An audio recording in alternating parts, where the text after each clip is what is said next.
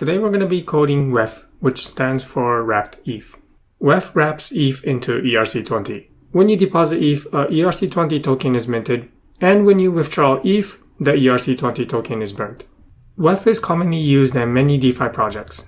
Instead of writing two separate contracts, one for ETH and one for ERC20 tokens, you can write a single contract targeting the ERC20 token, and if that contract wants to support ETH, then all it has to do is interact with WEF instead of ETH.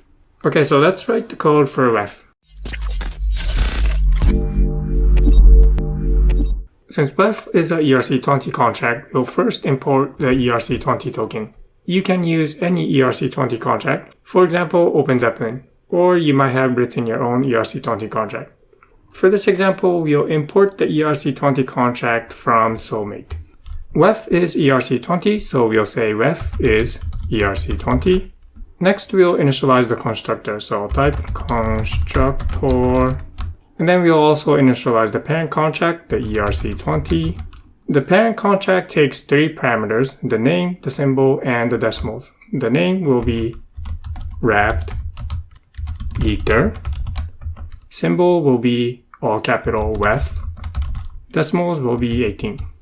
Next, we'll define some events. We'll emit the event when there is a deposit, and we'll also emit the event when there is a withdrawal. So I'll say event deposit, and then we'll log the sender and the amount. Address, indexed, account, uint, amount, and likewise for withdrawal. So I'll copy the event for deposit and then rename it to withdrawal. We're going to need two functions, a function to deposit, function deposit. For now, we'll declare this as external, and this will be payable. And then we're also going to need a function to withdraw, function withdraw. We'll need to specify the amount that we're going to withdraw. So this is, we'll take in an input of uint amount, and this function will be external. So a user would send ETH by calling the function deposit, and the contract will mint a ERC20 token. When the user calls the withdraw function, this will burn the ERC20 token and then send the ETH back. Let's write the code for deposit first. We'll first mint the ERC20 token by calling the internal function mint. This function is inherited by the ERC20 contract. It takes in two parameters, the address and the amount. The address will be message.sender, and the amount will be stored in message.value. Next, we'll emit the event deposit, so I'll type emit deposit, and again, this will be message.sender, message.value. And that completes the function deposit. Now, if a user directly sends ETH to this contract, we want to execute the fallback function and call the deposit function. So I'll declare a fallback by typing fallback external, and this will be payable, meaning that this contract can directly receive Ether.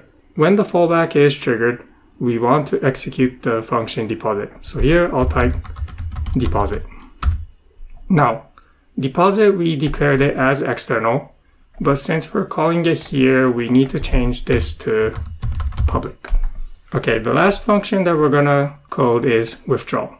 When a user calls withdraw, this contract will burn this much amount and send the exact amount of ETH back to the user. So we'll type burn from message.sender amount, and then we'll send the same amount of ETH by typing payable message.sender.transfer amount.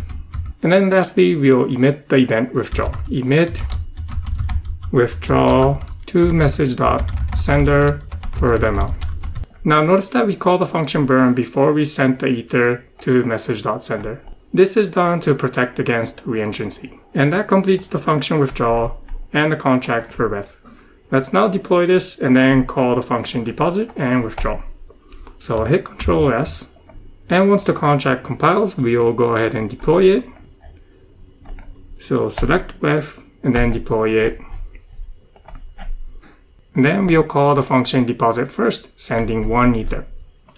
So select 1 ether and then call deposit.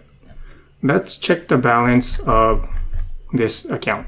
Copy it, paste it here, And then we have 1 Ether here.